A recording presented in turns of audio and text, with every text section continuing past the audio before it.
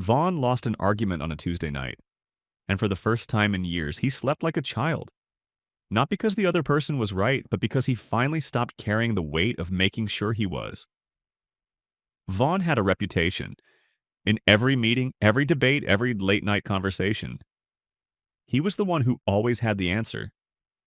People stopped challenging him, not because he was right, because fighting him was exhausting. And Vaughn mistook their silence for agreement, their exhaustion for respect.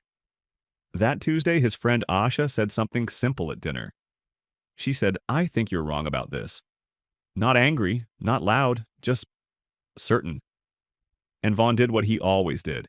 He loaded a counter argument, pulled a fact from somewhere, built a wall brick by brick right there between the breadsticks. But this time, halfway through his third point, something cracked. Not his logic, his will. He realized he wasn't defending a point anymore, he was defending himself. Every argument was an identity checkpoint. Every debate a performance review of his own intelligence. Psychologists call it ego depletion. Your brain has a finite budget for self-defense, and Vaughn had been overspending for years, so he stopped. Mid-sentence, put his fork down, and said 5 words he hadn't said since childhood. "You're right, I was wrong," and the relief wasn't shame.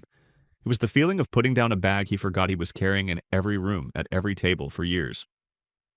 You think being right keeps you safe, but every argument you win costs something. You don't see a piece of energy, a piece of presence, a piece of the person you could be if you weren't so busy performing the one you've already built. If you've ever been exhausted from always having to be right, comment "rest" or "right," and share this with the smartest person you know who never lets themselves lose. Strength isn't winning every room. It's knowing which ones aren't worth the fight.